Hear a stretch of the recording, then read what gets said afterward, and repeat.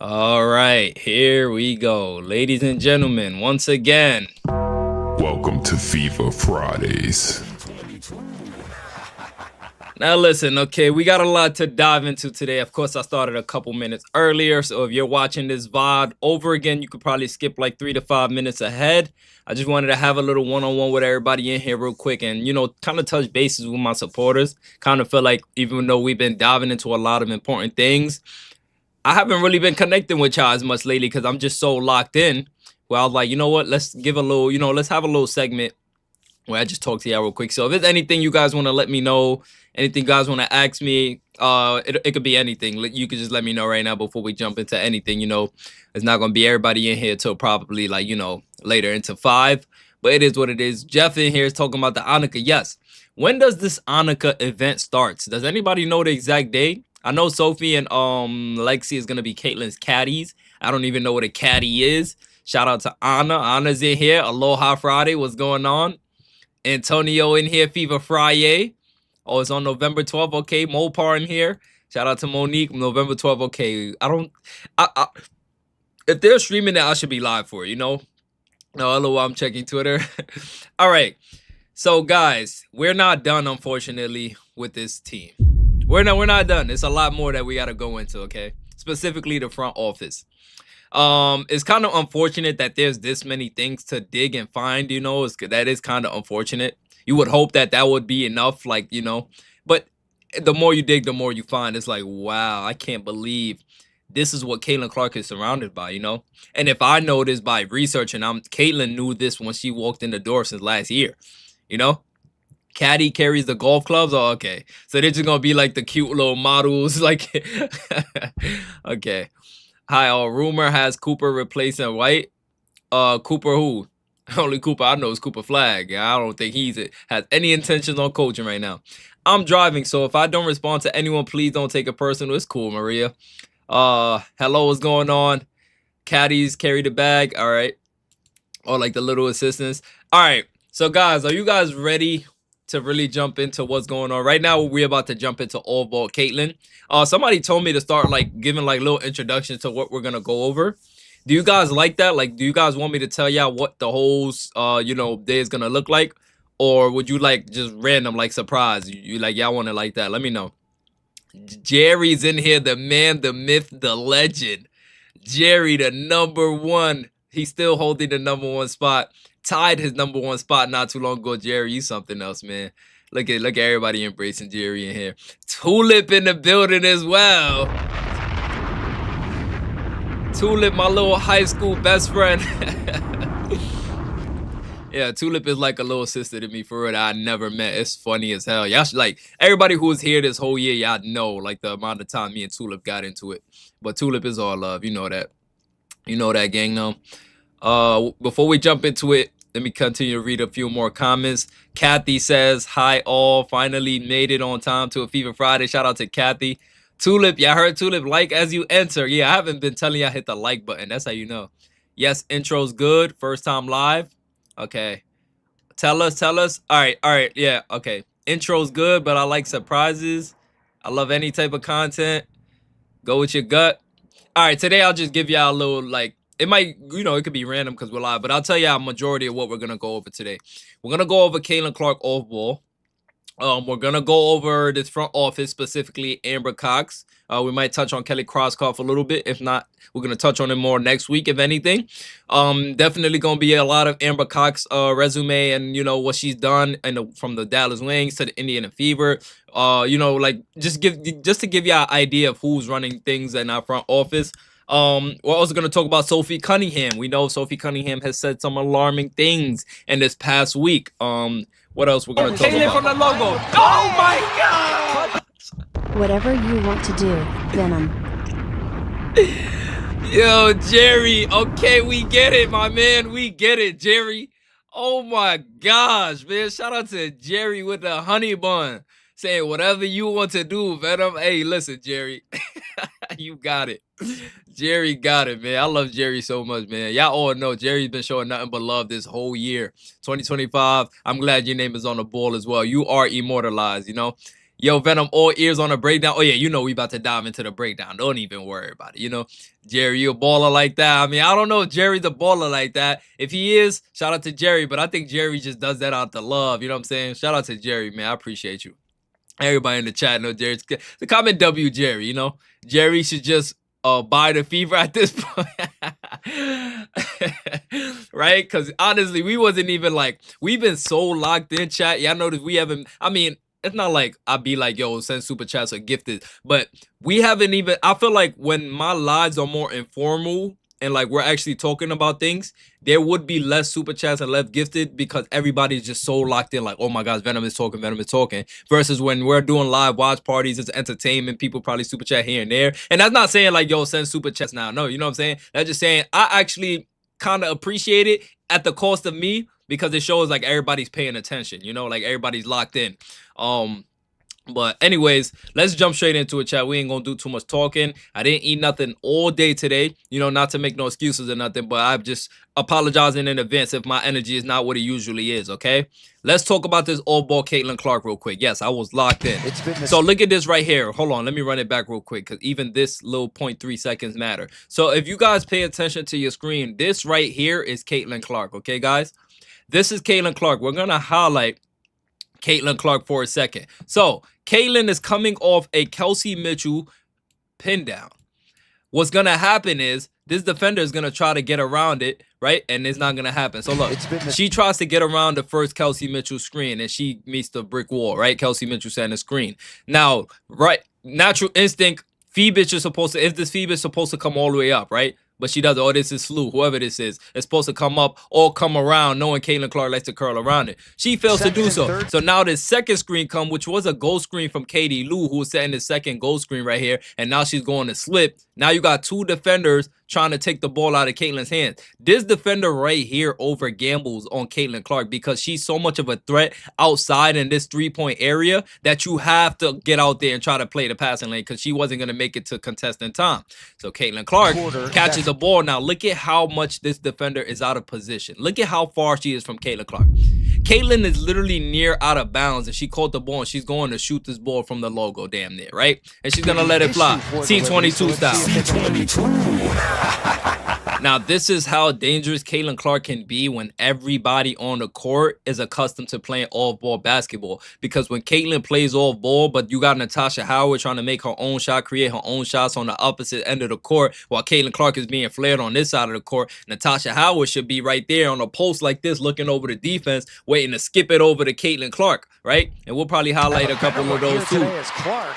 Now you're going to see right here, I think it's the DJ Carrington one. Yes, it is. So Caitlin Clark gives the ball up, right? And if you guys watch Stephen Curry, Tulip could back me up on this. You know, Stephen Curry does this thing that's called playing possum, right? He plays possum, meaning he gets rid of the ball. And if you know basketball, if you've played basketball, coached basketball, anything, when you guarding somebody and they give the ball up, even LeBron James spoke about it, that's when you as a defender go, whew, okay, I did my job, okay? I guarded my assignment.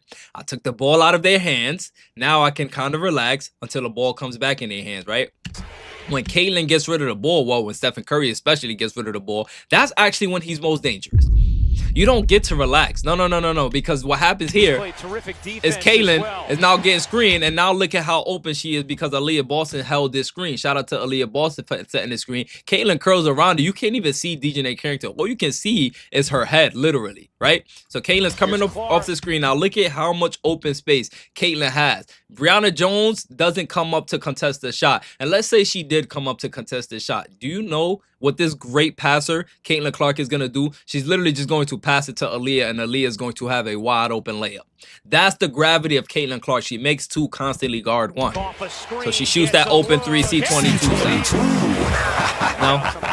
The ball contact she's dealing with, now look at this right here. Caitlin Clark playing possum. The ball is not in her hands, right? You got this defender right here waiting for something to happen. She's like, is Caitlin going to curl off of it? I'm waiting for Caitlin. She's top blocking her kind of, right? She's at the top of Caitlin, denying her from getting the ball. But at the same time, Caitlin just fakes it. And now Caitlin Clark, instead of faking a DHO, instead of going for the DHO, Caitlin is going back door. Brianna Stewart doesn't even look at Caitlin Clark yet until it's too late. Boom. Look at this. Right here. Like, oh my gosh.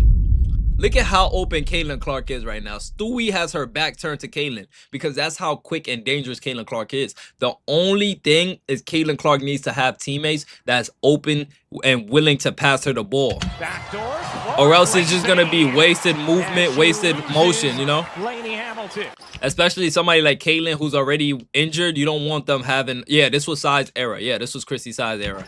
Now look at this right here. Caitlin playing possum again, right? Waiting for the action. Now she springs off her defender right here. And now you're going to see Caitlin Clark come around it. And I think this is Temmie. Temmie's going to come and set a screen, right? Now let's pay attention. Temmie sets the screen, and she's kind of screening two defenders now, both of them, right? Caitlin Clark wide open at the top. All the time she needs to get her shot off. Shout out to Temmie, man. And we'll get into Temmie as well when we're talking about this front office. Once again, Caitlin Clark coming off the screen. Look at how wide open she is, y'all. I mean, we could do this forever. Literally. Look at this. DHO with Aaliyah Boston. Wide open threes. Come on, y'all. Come on. This is Caitlin Clark. And missed 5 of their 10. Now look, once again, playing possum. If y'all don't know what playing possum mean, it kind of means you're just like, as an offensive player, playing possum is like, you're just acting like nothing is going on. You know, playing possum means playing dead. Caitlin is just playing dead, like just acting like she's not included in the action, standing still, or just slow walking. And then at any given moment, she just hits that burst. Boom! Good pass by Aaliyah Boston. At any given moment.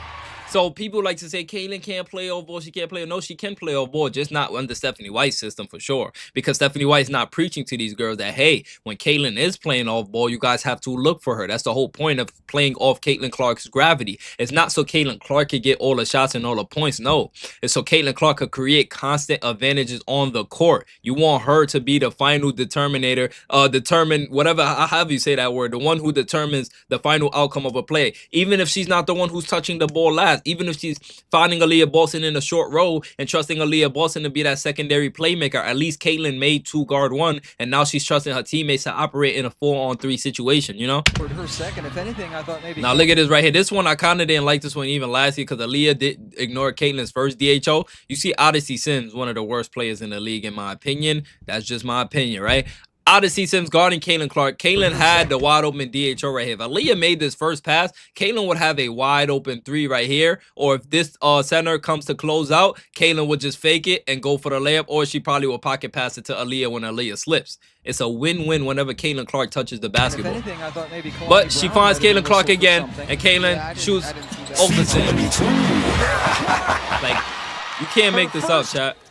1-on-1, Caitlin Clark playing possum again, standing still, coming off Nalissa Smith's screen. Shout out to Nalissa Smith setting the first screen. Now, this would have been beautiful. Nalissa Smith already did half the job, right? It would have been beautiful if Christy Wallace came and did, you know, the last part of the job. She doesn't screen for Caitlin because she's ball watching. She wants the ball.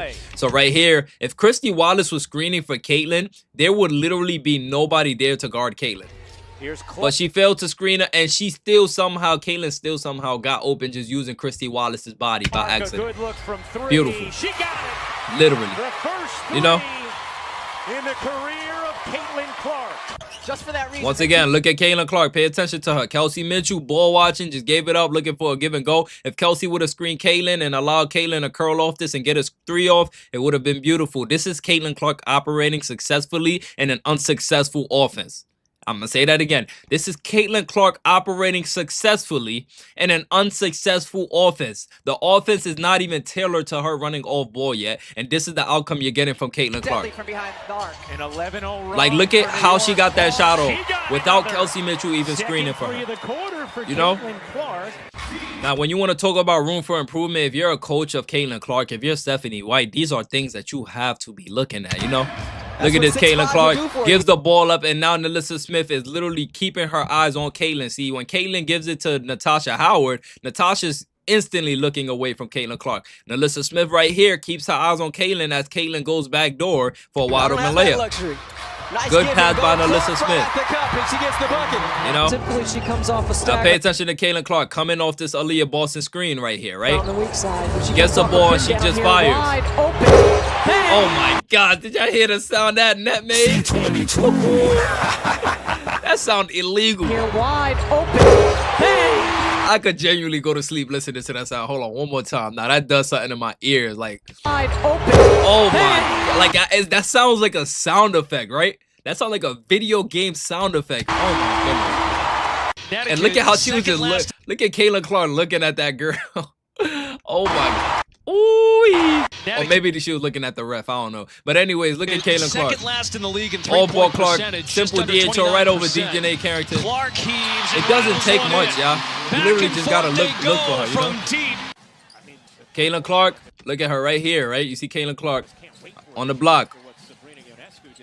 Coming off an Alyssa screen, a Leah screen, wide open three for Caitlin again. Like, this is literally how she finds success, you know? One more time, look at this. Caitlin coming off a Leah screen, 2 on her, don't matter. It don't matter, y'all. You know what I'm saying? All right, now that that's out the way, chat, let's go into something deep real quick, okay? Now we got to talk about this front office. Let's talk about et cetera, et cetera. But before we do that, let's listen to the Sandy Brondello clip on the Sue Bird podcast. Sue Bird podcast just drops all the gems. Everybody just drops the gems with Sue Bird, right? Caitlin's name always comes up, and it's always something we could use. Let's listen to what Sandy Brondello had to say. And guys, if you've been watching me since last year, true or false, one of the main things I say with coaches that they lack is the human element. Guys, if there's anybody that watch me on a consistent basis, you guys know I preach that ad nauseum, right or wrong. I always mention the human element. Human element. Coaches like to talk about analytics like we're some robots and AIs. No, we are humans. Dissect the game and coach the game on a human level, right? If you're in a stand your ground state and somebody steps on your shoes or you know, threatening you, but they're not making no action or nothing, yes, you have all rights to lay this person down, but does that mean you should do it? Just because the paper says it, oh, if they do this, this warrants that? No. The human element. I'm having a good day. This person doesn't seem to be a threat. They look like they're having a bad day. I'm going to withdraw myself from this situation, right? But on this case, look at Sandy Brondello recognizing the human element, chat. Who's like the hardest to scout against? Oh, geez, that's a good Asia. I think Asia's really hard to defend. Asia. You know, she needs a crowd around her. I think Caitlin Clark is really hard to get. Caitlin Clark. You know, when she's healthy, just her ability. She gave us a lot of handful this year, and you know, she can shoot it from way out, but she's can pass it, and I think she's been a tough one. But yes, it's analytically driven and trying to work it out. But sometimes the analytics may say, yeah, go under on her. She's not shooting so well. And like, okay, well, Has the best game of her life. Yeah. She's just made 5, shots. Like, what? No, let's change it. That's when I'm like, I always say analytics, it's great information. It gives you knowledge, but then sometimes you got to see where. Yeah, non-shooter. She can't shoot it, and they make 3 in a row. You're like, okay, let's play a little closer now. Like, come on, like that's when you think, yeah, you just got. This is what I see. That's why I say I'm human driven and data informed. Ooh. Oh my God! Hold on. We ain't gonna pull this up yet. Hey, Amber, relax. We ain't even gonna get to you first, okay? Listen to Sandy Brondello talk about she's human driven, and data informed. I love that. This is what I see. That's why I say I'm human driven and data informed. I'm human driven and data informed. She's not going off X's and O's and just what the papers say. No. She's recognizing the human element. Caitlin Clark, I don't care how many threes she missed, go over on those screens. Do not go under on those screens. You know what I'm saying? Do not listen to what the analytics say all the time. You have to go off the moment, that what you recognize, there's nothing better than, what's between our eyes, right? Anyways, let's continue to move on. Now we got to talk about Amber Cox, ladies and gentlemen. Yeah. The general manager, the chief operating officer, whatever that COO thing means. Let's talk about Amber Cox real quick, okay? So, oh my goodness. Yeah. Shout out to Anti-Virgo Sons who did most of this Dallas research for me on X, right? Which I just went to go fact check everything and looked at it and said, wow, this is crazy that she did all of this and nobody's highlighting it, right? Besides this person. So I want to talk about Amber Cox during her Dallas tenure. So she traded Kayla Thornton, right? To the Liberty on January 16, 2023, right? That's already crazy looking at what Kayla Thornton is doing now, right? She traded Ty Harris. Ty Harris was traded to the Sun, a part of that same multi-team trade on January 16th, that same day, right? Alicia Gray, all WNBA player. She traded Alicia Gray on January 21st, 2023. This is all under Amber Cox's nose, by the way, right? She renounced the rights to Katia Loxa, right? which means she basically they basically disowned her, right? I think it was because she was playing in overseas, and it's crazy because Dantas was playing in overseas, and we protected Dantas over Temi. We'll come back over that when the time comes, right? When we get to the Fever segment. She released Monique Billings. She released Odyssey Sims, and not this version of Odyssey Sims, not the washed up version. No, she released the Odyssey Sims, right? She hired Latricia Tremor. I don't even know how to say this coach's name, but this coach clearly wasn't the right coach for the Dallas Wings, right? Why? Because this coach was a defensive-minded coach. Why would you hire a defensive-minded coach for an offensive team? Like, guys, are we noticing the pattern? You know what I'm saying? Guys, are we noticing the pattern? Because when you look at the Fever side, this is kind of the same thing that happened. Something is interesting. Why are, you know what, it was Albert Einstein, right? He said insanity is doing the same thing twice and expecting different results. What was their win percentage? Their record, there was what, 43% win. Oh my gosh, that, you had a losing season. Wow. All right, you were losing in Dallas. All you did was lose. Anyways, let's continue and move on to Amber Cox with the Indiana Fever. If you think this was bad, let's continue to move on and see what she did against the Indiana Fever. So, oh my gosh, we're going to start off with Temi Fagbenle. Y'all guys remember her, right? Oh my gosh, man. I still can't believe we let Temi go, y'all. Like, genuinely, I can't believe we let Temi go, y'all. Like, that's one of the, if there was anything that hurt, that was the one that hurt. And would you guys there during that, when we was talking about, were you guys there when we were, watching the Golden State Valkyries draft and we saw Temi get let go? If you was here, comment me. Anybody who was here at that time, comment me. Let me see something real quick before I pull this up on the screen. Everybody who was here, comment me on the screen. Let me pull this up real quick for y'all, because I want to show you guys my reaction when I found out we left Temi. Me. Okay, all of y'all was here, right? Venom, Derek Fisher was head coach of the Sparks, and basically GM2, we lost Candace, Chelsea Gray, Brittany Sykes, etc. Wow, that's crazy. I was there. You thought we were trolling you? Yes, I thought you guys were trolling me. Anyways, let me pull this up real quick, y'all. I want to show you guys my reaction to losing Temi, and I'm pretty sure this was all of our reactions. Yes, I had it pulled up. Look at this real quick. Veronica Byrne. Am I skipping people? All right, 7 minutes. I think it starts here.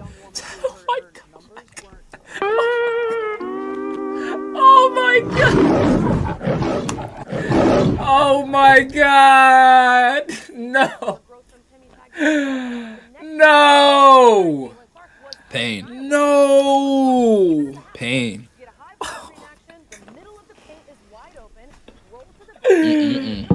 No, they didn't take Temi. Oh my god. Damn, oh my god. Now my brain is just going everywhere. I'm thinking why? Is it the age? Is it her injuries? So at first I was trying to, for all the people say Venom hates the front office, I started looking for reasons. Oh, maybe it was her age, maybe it was injuries. But then you think about it, they brung in Dewana Bonner. So it couldn't be age, right? They brung in Natasha Howard. It couldn't be age, right? Oh no, they keep getting older on a young core team. But we had an older player who seemed to fit right in with that young core team. That's very interesting to me, right? Anyways, let's go back to the Amber Cox graphic real quick. That was genuinely one. No. Let's finish this clip before we go back to that real quick. Hold on. Let's finish this clip. Is it a 3-point shoot? I don't know. Couldn't be the 3-point shooting. Bonner sucked there. Natasha Howard sucked there. But Temi gave us everything on defense. Now it's hey. I can't believe they didn't protect her.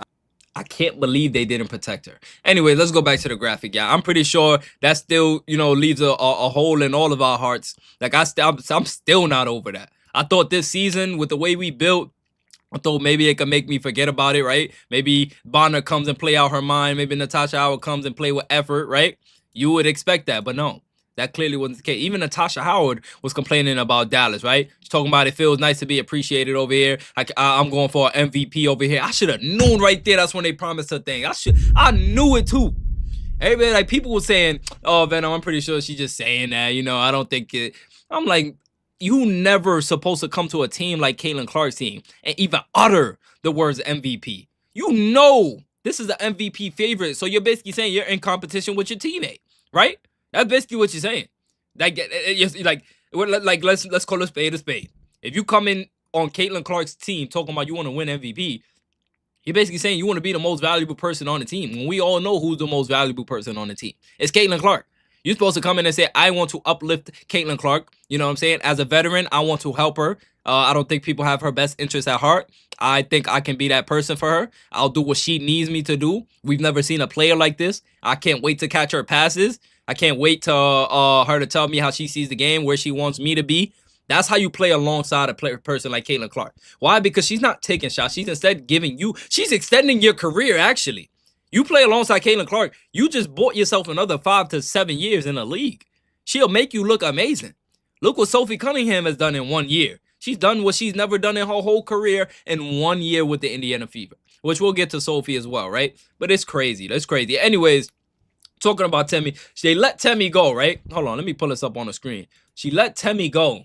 Amber Cox, she let Temi go. And her excuse for letting Temi go was, hold on, let me make my camera small. No, actually, I'm going to just keep myself on this side. I just didn't want to be around none of this Amber Cox energy, but it is what it is, right? So she let Temi go and said it was a part of the bigger plan, right? She duped us. She duped us. I'm not going to lie. I fell for the hezzy, right? Said it was a part of the bigger plan after a season of realizing chemistry in this league with a veteran presence in Temi was rare. You don't just find that anywhere, right? So letting Temi go was a severe miscalculation by Amber Cox, who literally protected Dantas over Temi. After Dantas missed the games to play overseas, right?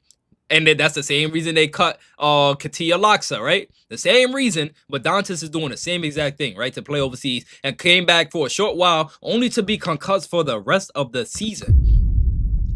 Like I said, keep in mind, Amber Cox suspended Katia Loxa's contract because she elected to play overseas only to cut Temi and protect a player who played overseas. That's crazy to me. What, like, this is the general manager who's responsible for the trajectory of my GOAT's career in Indiana. This is crazy. Amber Cox, this woman on your screen is responsible for the trajectory of Caitlin Clark's future with all these miscalculations, with all these things on her resume. It gets deeper, yeah. Traded a 4-year Sanaya Rivers pick for a 1 year of Sophie Cunningham. Oh my. Sanaya Rivers. Imagine Sanaya Rivers playing alongside Caitlin Clark, the Indiana Fever, Aaliyah Boston. Imagine Sanaya, 4 years of Sanaya Rivers. Let's not even just include what she did in this rookie year. 3 more years of. I can't believe this is not rocket science, and they're missing things like, oh my gosh, man, I can't believe this. But anyways, let's dive into it, right? Sophie Cunningham, 1 year of Sophie Cunningham versus 4 years of Sanaya Rivers. I would expect if you're going to do that, you're going to have a verbal agreement with Sophie Cunningham, like, hey, Sophie, we got you. We're going to have to bring you back, right? It's a 1 year deal, but we're bringing you back. Sophie agrees to it before she signs with Indiana, right? Obviously, it's a trade, but you do those kind of things before you push these kind of buttons, right? You have those kind of conversations so you avoid looking goofy at the end. But anyways, let's move on. Let's talk about how they signed too many veterans on a young team. Too many veterans. You know what I'm saying? They signed Natasha Howard, Dewana Bonner, Odyssey Sims. I don't care if it was a hardship contract, you know? The Odyssey Sims could be included. We let go of Temi Fagbenle, right? Temi clearly shows she's compatible with Caitlin's game. Amber Cox ruined a young core rebuild to bring in old veterans who either quit on the team or plays hero ball that's not even looking for Caitlin Clark. They're leaving the team, they're quitting the team, or they're playing me ball. That's right or wrong. Natasha's playing Natasha ball. Dewana Bonner left the team. These veterans clearly were promised things, and they're like, you told us to come play with this girl. We was going to get all these things. We ain't getting these things. You told me I could win MVP. You told me I could do this. Bonner left. No explanation as well. They didn't even say anything, right? Anyways, let's talk about how they hired a defensive coach once again. Amber Cox, you didn't learn from Dallas hiring Latricia Trammell after having Satu Sabali, Arike on your team. Why would you go and hire a defensive-minded coach for an offensive wire team, an offensive engine? You don't do those kind of things. You don't start a fire by pouring water on it. Opposites don't mix together, okay? You don't put water on fire in a camp forest and try to start a campfire. No, you don't do that. You know what I'm saying? You put fire with fire. You put water with water. You don't like, well, I don't know why she's trying to mix water and fire together. Caitlin Clark is never going to be a point of attack defender. That's not what Caitlin Clark is here for. Caitlin Clark is an offensive hub. She's an offensive engine. She's an offensive superstar. And she's not a bad person on defense, right? So she's going to hold her end on defense, right? You see her get blocked, see her get steals, see her stay in front of her assignments. Yes, she had lapses of mistakes. She's human. But what she's giving you on that offensive side, it triple times whatever she likes on the defensive end, right? Anyways, let's continue to move on. Waiving Bonner mid-season without explaining a single thing to the fans. And before we even talk about that, how do you hire a defensive coach on the offensive? Like, no, I'm still on that. An offensive loaded team for the second time in a row. Y'all got to get that ingrained in your head. 2 times in a row she tried this. She should have learned her lesson trying that in Dallas, making Satu force a trade. Yes, Satu forced that trade because she hired Latricia Trammell for her defense-first mentality in Dallas. But the Wings roster was built around offensive firepower. They had a Rike. They had Satu, etc., right? They ain't have a grinded-out defensive roster. It's a mismatch mentality, and that habit is repeating itself right here in Indy. Satu forced a trade, and it looks like Caitlin is being pushed in that direction as well. I can't see another season of this. If things continue down this path next season, Caitlin's going to have no choice but to request a trade. I'm going to be honest with y'all. You know what I'm saying? Anyways, moving on. She shut down CC when CC could have played in the playoffs and won a ring for the Fever. That's a fact, right? Caitlin Clark could have played in the playoffs and won a ring for the Fever. Guys, let me refresh your memories once again. Caitlin Clark came out in her exit interview and said, it's an ankle sprain, right? After everybody said it was a bone bruise, right? Cool. Caitlin even said she don't remember what month it was. When you know everybody who's been injured, y'all going through rehab, especially when you're in Caitlin Clark's position. Every single day you're in that medical facility. Every single day you're rehabbing. Every single day you're getting up. You're doing x-rays here and there. You're looking at the injury. They're mentioning the injury. They're comparing your injury timeline to other people's injury timeline. So there's no way on God's green earth you're going to forget the injury happened months later. I mean, what month it was months later. And you're going to forget what kind of injury you got. Maybe you could forget one of the two. There's no way on God's green earth you forget 2 of those. Not in Caitlin's position. I'm sorry. Like, Caitlin is leaving breadcrumbs and I'm digesting it. Caitlin, we hear you. There's no way you're forgetting. Like, Caitlin's like, what injury they told me to say? Ankle sprain. I don't even remember I don't even remember what month it was. Yeah, Caitlin. Yeah, we don't either, right? And I'm not saying an ankle injury is fake no more, because it could be real. But I'm saying the timeline, let's say the ankle injury was real. The timeline it took to break, the timeline is not matching. It's not at all. Caitlin was not in a boot once again. Nafisa Collier was in a boot. Nafisa came back in less than 3 weeks, which means if Caitlin isn't in a boot, it shouldn't be no more than 3 weeks. Caitlin missed the whole entire season, and they left her off the active playoff roster to make it worse. Like, their agenda was clear as day. Moving on, though, okay? Now, failure to market CC not centering her in the graphics. We already covered that as well, right? Failure to step in when CC clearly disagreed with White's coaching. We saw how many times Caitlin Clark disagreed with Stephanie White's coaching. We saw all of that already. And zero accountability for any of these decisions. Zero accountability for any of these things that I got up here. Let's continue to move on anyways. I can't believe Amber Cox, man. I genuinely can't. And I think that now, this is Sophie Cunningham talking about she's going to play for whatever next team she plays for. She wants a big contract so she can buy a home and be homey and cozy. Listen to this. the next team I play for, I want a bigger contract so then I can buy a house and be homey and cozy. Listen to the way she said it. And look at the nervousness in Sophie Cunningham's body language, right? Because everybody want to talk about Venom, your body language. If you guys don't know, when you're uncomfortable or when you're saying something or you're holding back saying something, your body tends to say the rest somewhere else. So Sophie Cunningham does this with her hands. I don't think she's ever done that in her whole podcasting career. Go all the way up in the air like this. But she said, whatever team I play for, because she got to it's nervousness kicking in. Like, look at the way she says it. The next team I play for. When the next, what is this, Sophie? What is this? That's what you call body language. The next team I play for, Sophie. Now, some could argue this is a negotiating tactic. I get it, right? But in my opinion, I think Sophie Cunningham, yeah. I want a bigger contract so then I can buy a house and be homey and cozy. I think the front office is doing a disservice to Sophie Cunningham. I think the front office not paying Sophie Cunningham, because clearly Sophie wouldn't come out here. If Sophie's saying this in the public, clearly in private, they are not giving her the money she wants. She would not get up there and say the next team I play for, knowing that she just had her biggest year in Indiana. Clearly, if she had intentions on playing with the Indiana Fever. She knows I want to play here, but they're not giving me the money, guys. I can't say that. So I'm going to just give y'all a hint like I'm looking at other teams. I want a big contract to buy a home. Fuck yeah. Okay. Yeah. Listen to this guy's reaction. He did not expect that response. Look at him. He don't even know what to say. He's usually talkative, right? Fuck yeah. Okay.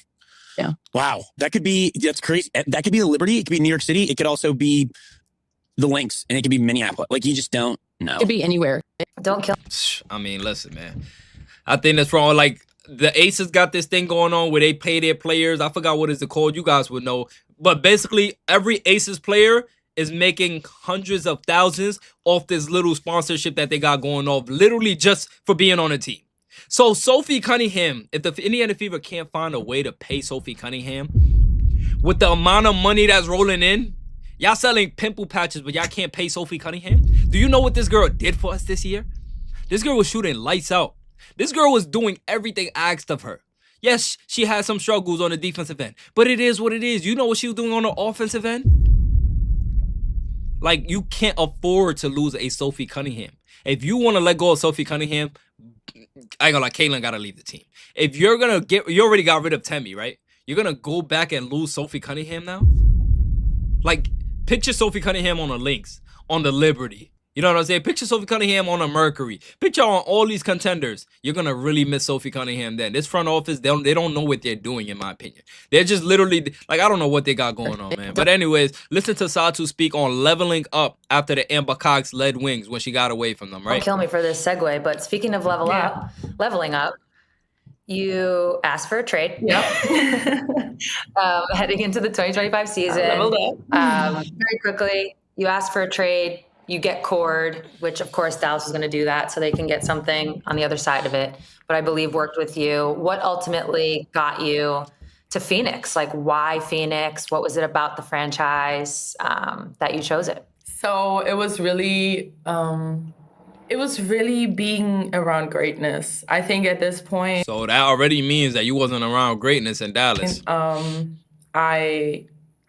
I felt like I left everything in Dallas, and I poured so much into a club where I felt like there's no stability that will really give me the stability that I need. Oh, so you was pouring into a cup with a hole in it.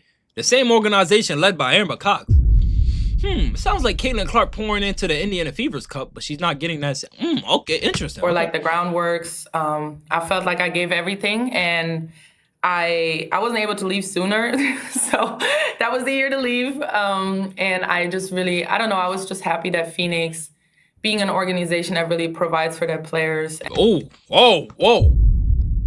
I thought I would expect the organization you left to provide for their players. You're telling me Amber Cox wasn't providing for you? Okay. Oh, interesting. And has an ecosystem that allows you to really flourish and focus on, the best rehab people out here. Like, I realized once I was here, I'm like, now they don't have the best rehab in Dallas. Now I get the WNBA is not the highest, revenue league in the world or something. But you telling me the Mercury has all these things? Listen, Matt Ishbia don't play. That's why I said when Matt Ishbia come knocking, you better protect your girls. Because he is going to, listen, Matt Ishbia takes care of his people in Phoenix. They got food in the arenas. Like, I'm talking about dishes. They got food. They got comfortability. They got the practice facilities. They got it all. Matt Ishbia got that money. He got that money. Oh, I damn near we didn't know.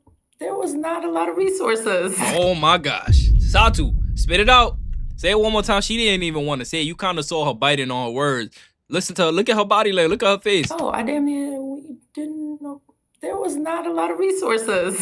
Like, worrying about your own pregame meals, like, that's crazy. And I no shade at all, but I think we deserve to be in organizations that cater to their players, and this is what's happening here. And this is not just talk. That's insane, This is really a great organization that has been there for many years too. So they know how to do things, what not to do. And they've had players like Diana Taurasi, BG come through that organization already that are legendary. Yep. So it's just different, and being able to follow legacy and really follow those big shoes. Try to fill those big shoes is, again, another challenge. Yep. Now, anyways, let's talk about this real quick. Shout out to Ali on X who posted Here is a staff directory for the Pacers and Fever as of November 2024, 2 months into the Fever offseason. Some of it is outdated, so keep that in mind. The Pacers have 8 scouts listed on their directory. The Fever have 0.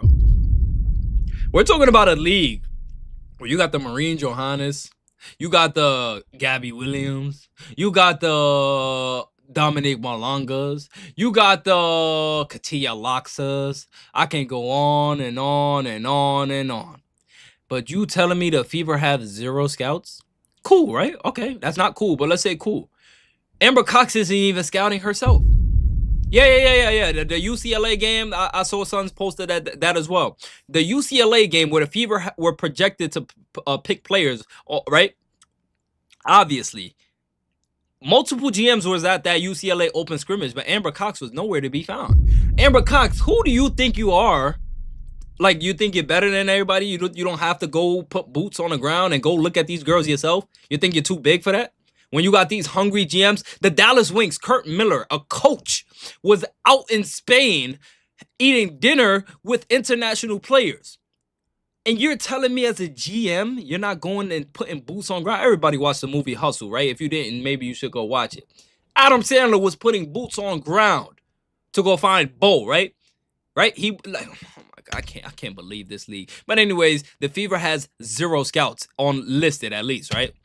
Now, that's for a lot of teams in the WNBA, but the Liberty is a different story on the other hand. As you can see, says, I have a feeling not having a dedicated scouting staff is shockingly common in the W of the staff directories I can find. Some don't even seem to be readily available. Only the Liberty have a quote-unquote scouting coordinator, but they are also assistant video coordinator. So it's like, okay, cool. But the Indiana Fever is not every other team. This is the #1 team generating revenue. So if there's ever a team that should be hiring scouts with all the money Caitlin is bringing in, maybe you should pay Caitlin Clark back by investing in scouting, surrounding her around teammates, good teammates. Not old veterans who's playing me MVP basketball. I guarantee you one thing, you get them Euro girls, they're going to play team basketball because that's all I love Euro basketball. They play team basketball out there. They don't play that hero style basketball, right? They know how to play within the hierarchy system. Whoever's the best on the team, run the ball through them, right? And they run actions.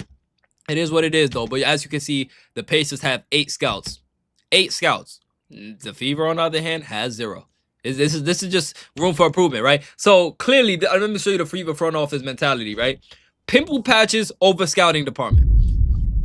So instead of putting all the Caitlin Clark money and all the TV money and everything, all the Indiana Fever money, instead of investing in a scouting department, they're like, no, let's squeeze the fans out for more. Let's go sell pimple patches. Let's go sell pimple patches. Pimple patches, y'all. Pimple patches. Read your screen. Skincare and beauty products. Fever-themed pimple patches. I can't believe, oh my gosh, instead of a scouting department, we're going to sell pimple patches. Chat, I wish I was making these things up. Kurt Miller, scouting in Spain while the Wings aren't even contending yet. This is a coach in Spain. And I'm not kidding to you when I say this is the coach of the worst team in the league. They're not in contention and he's flying out to Spain. What makes us better, Amber? You should be out there. You should be talking to these girls. And in fact, you got more influence because who wouldn't want to come play with Caitlin Elizabeth Clark? Like, oh my God, I can't believe this, y'all. You got Kurt Miller scouting in Spain while the Wings aren't even contending yet. But you got Amber Cox and Stephanie White and everybody just making phone calls. They just make phone calls. They look at film and make phone calls, right? Stephanie White even said this. You know, we look at film, we talk to old contacts. Like, no, Stephanie White, all that stuff is outdated. You know what I'm saying? It's the telephone game all over again. Go look for yourself. Go find out for yourself. Go do what your money is paying you to do. You're making all that money for a reason. Go do your job. You know what I'm saying? You got fans at home doing their job for free. Now let's talk about this right here. C. Brickley, who wanted to work out with Caitlin Clark, but didn't work out with her because Caitlin wasn't coming to New York. That specific team? Yes. So, yeah. You just called it. Sometimes. Some teams are like, no. They've got you need people. to be with me a year for the first 3 years. This is happening with me and Caitlin Clark. So Caitlin Clark finished her rookie season. We've been talking for a few years. And you worked with Caitlin Clark? So we were going to work last summer, but I was gonna have to go to Indianapolis. He's going to have to go to Indianapolis. They wanted him, and I'm pretty sure it wasn't Caitlin. They wanted him to come to Indy. Mind you, if you guys don't know who this guy is, LeBron works out with him. Kevin Durant works out with him, and they all go to New York to work out with him, right? You got Klay Thompson working out with multiple NBA players go to work out with C. Brickley in New York during their offseason. Caitlin would have loved to go to work with C. Brickley. I'm sure of it. Caitlin is a workaholic. And I respect it. Like when you're young on your team, you work out at your practice facility. Yeah. So I'm hoping now this off season, I love it. I'm hoping that she'll come to New York and we'll get some work. And she's the reason why the WNBA's become so big. I would love to work with her. Clay must have stopped An working amazing out. talent. She's changed the game. She has absolutely changed. Yeah. Women's sports. So Amber Cox, not only is Caitlin Clark only working out in Indiana, right? You want her just stuck with Keith Porter and everybody else. She can't go out and work with nobody else.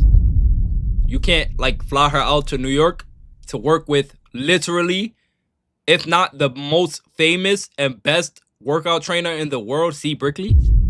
Literally the biggest trainer on 2K, on Instagram, all over the world. Look at his followers. He's literally, everybody knows C. Brickley. C. Brickley is friends with my friends, by the way. You know, C. Brickley is very well respected, very well known. All the NBA legends go to work out with Chris Brickley. I never understood it. Sure. And I love generally competitiveness too. Oh man, and he's doing nothing but praising Caitlin Clark. He clearly wants to work out with her, and he knows that he can take Caitlin Clark to another level. And I know she's that's the other piece too. That it's okay for women to be competitive. You know, Sure. And I think for Luke. Anyways, let's talk about JJ Redick. Since we're talking about how coaches talk about their players after performances, right? JJ Redick, who has, because if you guys don't know, Luka Doncic and Caitlin Clark are similar players when we're talking about play styles, right? Passers, shooters, right? Just heliocentricity, right? So let's listen to this real quick. So JJ Redick is jokingly bragging about having a dominant heliocentric player like Luka Doncic. For Luka,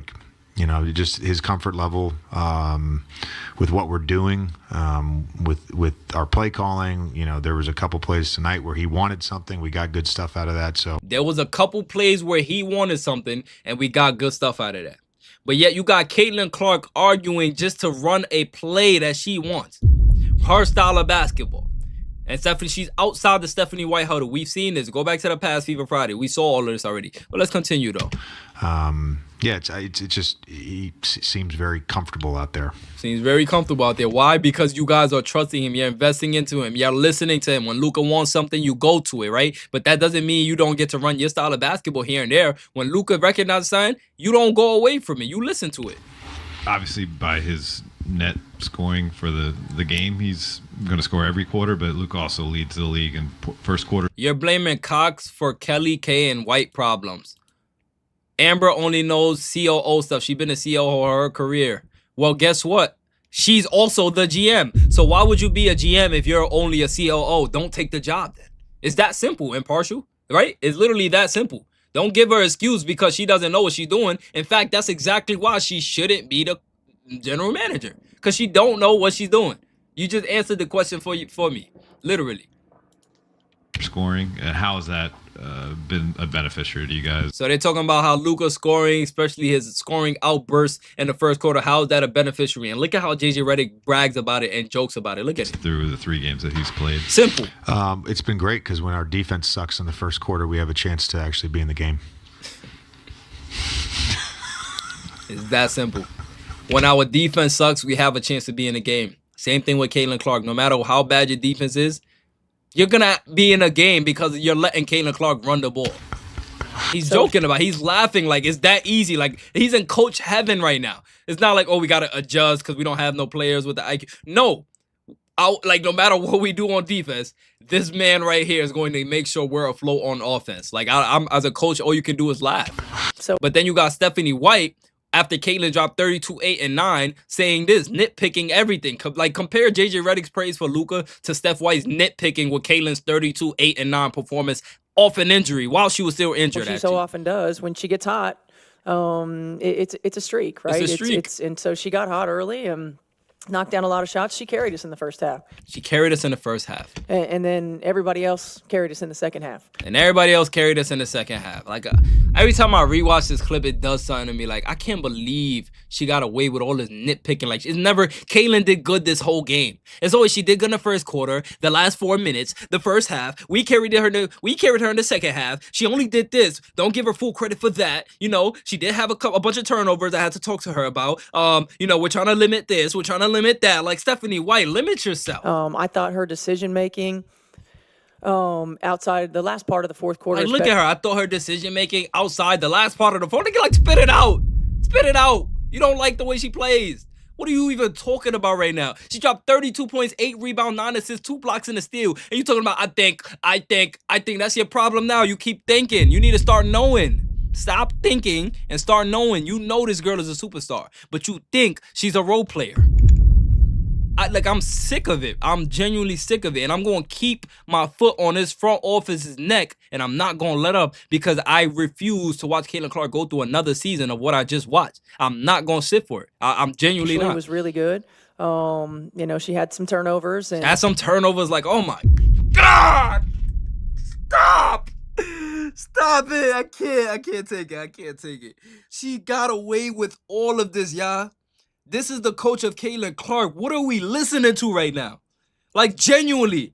She dropped 32 points, 8 rebounds, 9 assists, 2 blocks, 1 steal. First game back.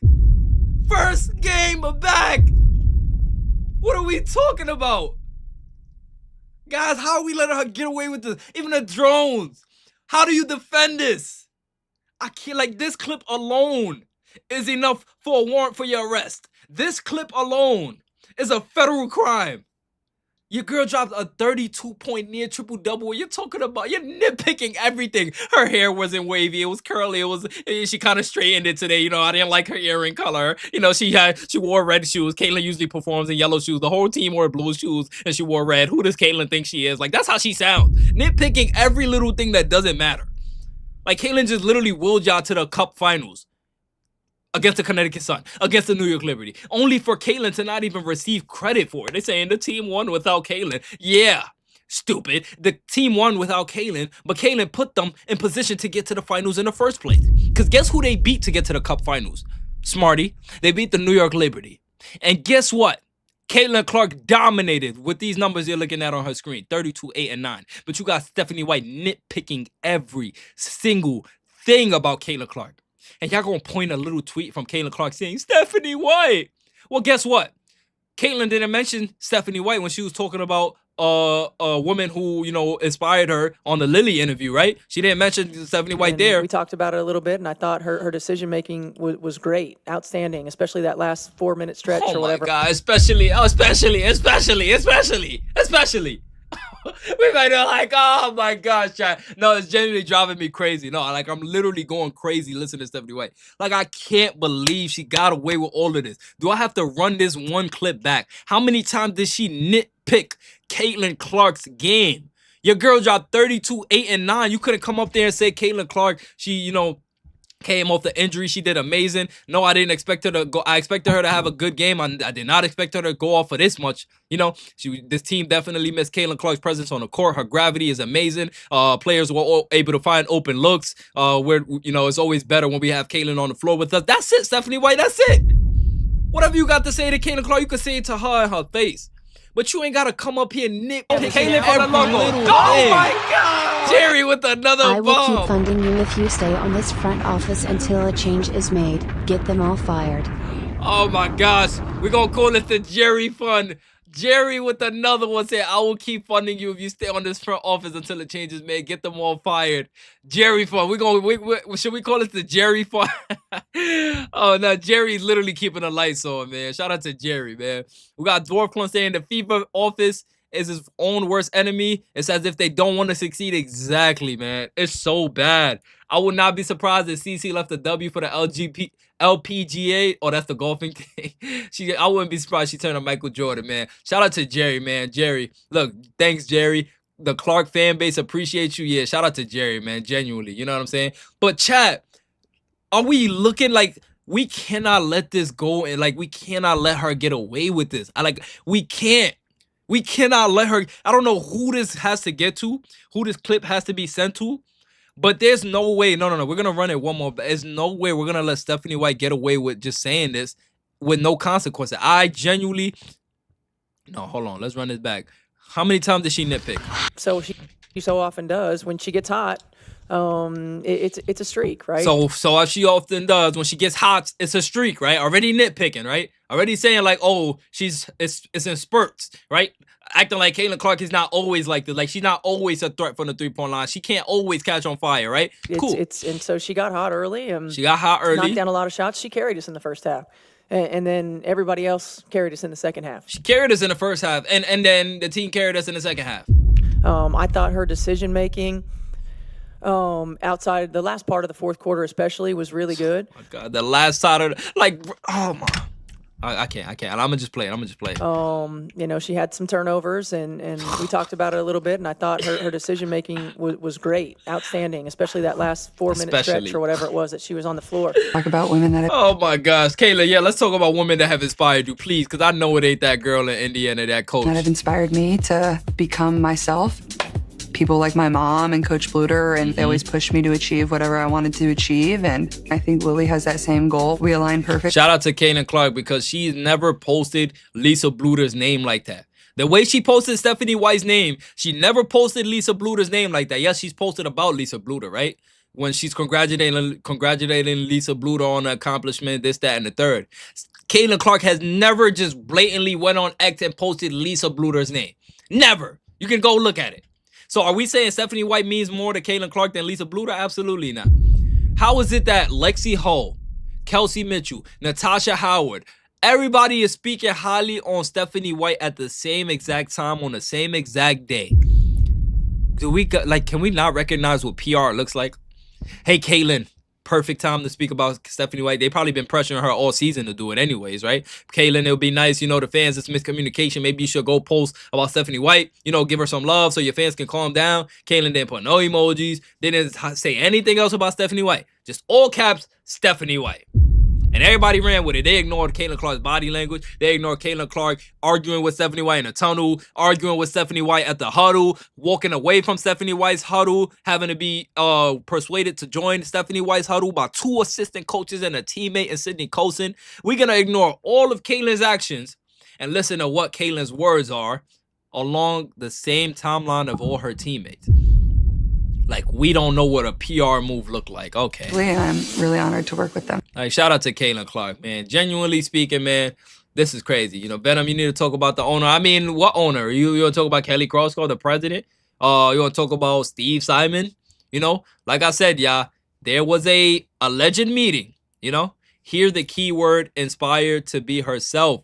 Exactly. Herself, not oh my gosh, I can't believe I didn't catch that one as well. Inspired her to be herself. Talk about women that have inspired me. Have inspired me to become myself. To become myself. What's yourself, Caitlin? To become myself. People like my mom and Coach Bluter. My mom and Coach Bluter. Now listen, Caitlin, I know Coach Bluter might have taught you a lot of things, but I know you ain't talking about how Coach Bluter shaped you off the floor, right? Yeah, maybe she might have some type of inspiration off the floor, but I know 99% of what Coach Bluter instilled in you was surrounded around your basketball game, because that's when most of the time you guys shared the time together was around the game.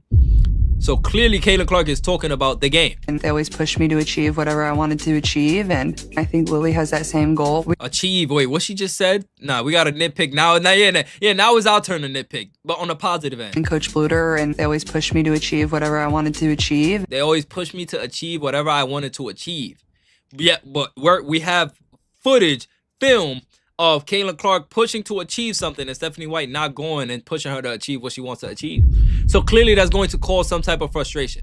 Clearly, right? How many times in that Sue Bird interview did Caitlin Clark talk about things Stephanie White taught her? Oh, Stephanie White taught me the 2-for-1 opportunity. When we broke that down, Caitlin Clark didn't even have a 2-for-1 opportunity. Stephanie White is criticizing Caitlin Clark. I can't believe we let her get away with that one as well. Stephanie White told Caitlin Clark, Caitlin, pay attention to the clock. Pay attention to the clock. What are you doing? Caitlin didn't even have an open shot, and when she did, she took it. We broke that down. Y'all remember? Like, those are things you cannot ignore. How is Stephanie White getting away with that? How is Amber Cox a general manager of this team after all she's done in Dallas and failed, and she's repeating that same story in Indiana, hiring defensive coaches, right? But oh my, I can't, Chad. I genuinely can't. Listen, I can't, man. It's genuinely insane. I don't know what more I can say, what more I can do. I genuinely do appreciate all you guys supporting me though, because the first FIFA Friday, I thought I would have been canceled. I'm not gonna lie, because when you just doing content one way and then you just switch to go this way, it's like a lot of people who's used to this might leave you, but a lot of people I genuinely ended up finding out feel the same exact way, or they changed their mind about this team. Because we all felt the same way. We all, and y'all guys know I was always praising the front office. Yeah, look at the signings. Look at what they're doing. They clearly care about Caitlin Clark. Until I really went and looked this season and like, whoa, what's going on? See, last all season, I didn't have the resources and the connections that I have this year. I wasn't able to talk to the people last year that I'm talking to this year, right? Which means I'm more privy to information. I'm learning about a lot of things. And it's kind of to the point where when I say certain things, I feel like obviously everybody's entitled to believe what they want to believe, but I feel like when I say certain things, it should be definitely interpreted with some type of validity, because I don't say things out the side of my neck for no reason. Keep in mind, like I said, there's things that I know that I still can't say. So I wouldn't say something that might sound out of pocket if I wasn't really positive or sure that this is what's going on. Okay? So like I said, man, this is a free Caitlin Clark campaign. We're trying to get Caitlin Clark to run her style of basketball. No, free Caitlin Clark doesn't mean Caitlin Clark get out of Indy. It only means, she have to get out of Indy if they are going to continue to go down this path, obviously. But we'll see how it is. First we got to worry about the CBA. Then we'll see how Caitlin Clark plays. Let's hope that meeting actually, changes the way Caitlin Clark plays. And now she's actually able to play with the ball in her hand again, I blame the drones for all of this, defending Stephanie White all season and trying to bully those speaking up. Thank you, Venom, for always being about. Oh, yeah, for sure. The drones would never shut me up, When I started watching you, you were at 15K. LOL, have you go, wow, that's crazy. We're nearly double that now. Well, we're over double that now. And we're going to continue to go up, I genuinely do appreciate all of y'all. Venom is the truth. Appreciate you, Impartial. Love your show, Venom, but damn, all this clarity makes me even more mad. I know. That's the bad part, right? Like, it makes you pissed off, but it's kind of like you kind of need that a little bit. We need that little energy. Like, we need to be a little pissed off. I don't like being pissed off because it causes sicknesses in the body, but like, I think it's cortisol or something that's released when you're angry. It literally makes you sick. But I like, a little bit is needed because we got to open everybody's eyes. I have to admit, I was upset with you when you were defending Stephanie White. Exactly. Thank you, Jerry. Thank you. See, this comment, like, this does all my work for me. It shows all my credibility for me. You got Jerry saying, and by the way, this is my #1 super chatter, right, of all time, right? No offense to Dorf Clone, I still love you, Dorf. But my #1 super chatter of all time, literally saying he was upset with me because I was defending Stephanie White in the front office. Clearly mean I'm not even paying attention to the money. I'm not even paying attention to the views. I'm paying attention to how I view things, right? I'm trusting what I see. So when I look at these things and I come up on that first FIFA Friday, like, I might get canceled, but I gotta stay who I am and cover the things that I see. Don't be like, Venom, you was one of the good guys, you changed. No, I just was privy to info. I started learning. I was researching. Like grant me the human element and being like, damn, a human can grow. A human can learn. I'm learning like, damn, they was doing this to Caitlin. Like, I'm putting all these things together. Then I'm gonna drop my analysis and whatever happens, happens. Like, I'm not over here pushing the narratives and agendas. No, I'm literally showing things that I'm seeing, right, on my screen, and I'm presenting it for everybody else to see and make it, and basically asking, like, guys, does this look like this or is it just me? Because this is what it looks like, which is why I do it live. You know what I'm saying? I felt the same, Jerry. You can't be the highest scorer in NCAA history by being a streaky shooter. Exactly. You can't be like, it's crazy, man. With the receipts that Venom pulled out, if somebody does not want to believe at that point, they are happy living and delusional. Or Stephanie White joke, exactly. Honestly, the past, 3 or 4 FIFA Fridays, including this one, I genuinely felt like the only way you could refute any of that is if, like you said, you're happily living on delusional island. You know what I'm saying? Venom, I got to see Caitlyn speak in Jacksonville, drove 5 hours from Northwest Florida. Great turnout for her, saw people from ages 8 to 80. She says she earned her success without mentioning privilege. Wow. Venom, you exposing the fever and we all here for it. I mean, we're all in here enjoying it, for sure. What else we got? Great stuff, Motormouth. Oh my God, chat. Yeah, have to run, Venom. We'll play back later. Keep up the great work. All right, Robert. We're genuinely about to get out of here anyways. You know what I'm saying? But I genuinely do appreciate you guys, man. You guys are the best. Wemby versus KD tonight. Yes, absolutely. I can't wait. Oh my gosh, Chad. It's just like, I just want what's best for Caitlin Clark, you know? And whatever comes with that, comes with that. Like, I genuinely know that wherever the cards lay, I'm Team CC. I'm gonna make that very clear. So anybody say, "Oh, you're not a Fever fan, you're a Caitlin Clark fan." Yeah, I'm letting you know that I'm not a Fever fan. I'm a Caitlin Clark fan. I'm a Fever fan while Caitlin Clark is on the Fever. But if the Fever does Caitlin Clark wrong, I promise to God, I will not be a Fever fan. In fact, I will be a Fever hater. You will see how quick that switcher will be. You know, Venom, you've always been my favorite since I watched you break down Iowa Phils. Thank you so much, Jerry. Genuinely appreciate that, man. Long time from now, right? It's over a year since we've done all of that. That's crazy how much time goes by. We're going on to year 3 now covering Caitlyn. I still can't believe it. Literally, we're about to be in year 3 covering Caitlyn. That's genuinely wild, right? White is the pathological. Exactly. And guys, you see, I didn't want to bring up this clip because a lot of people were sensitive about it on X, which I do feel like it was a lot of drones, but it could be come off as, you know, careless or like rude. But Stephanie, all right. Do you guys want me to cover it or not? Because I would cover it if you guys want me to pull it up. I got the clips, but I'll only pull it up if you guys want me to. It's Stephanie White crying consistently, right? She's always crying, always crying, always crying. And I said, I'm not buying the crocodile tears. I caught flack for it, but that's genuinely how I feel, right? I'm not saying somebody can't cry. But with Kelsey Mitchell coming out saying, you see, Stephanie White always cries on camera. Me, I cry off camera. I was like, oh my God, what a diss. Kelsey Mitchell, what you saying? Pull it up? I'll pull it up. Don't maybe, hey, I'll pull it up. You know what I'm saying? Oh, all right, okay. All right, listen. We'll pull it up. I ain't want to pull it up because I know it's people that be sensitive when it comes to crying and stuff like that. But I'll pull it up. Don't, hey, listen. I would definitely pull it up. Let me pull it up real quick. Because I've been looking at this like, yo, why would Kelsey Mitchell say such a thing? You know what I'm like? Why would Kelsey Mitchell say such a thing? If she, like, because Kelsey was basically saying that she cries off camera, but Stephanie White cries on camera. Like, let's pull this up real quick. Hold on. Let's listen to this real quick. Listen to this. Hold on. Pull it. I got you. Listen, everybody listen to this real quick. Hold on. It's been the second. Oh my God. Hold on. Let me pull it up. Hold on. Let me pull it up one more time. Hold on. Where is that? All right, here we go. Steph always cries on camera, but like I never had a coach like I cry. Yeah, notice how she. One more time.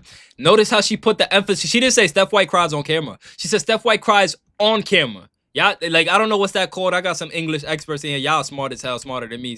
But listen, I don't know what you call those words when you emphasize a word in a sentence to like, y'all know what I'm trying to say. You know what I'm saying? I might not be the smartest guy in the room, but I know what I'm trying to say. Like, look.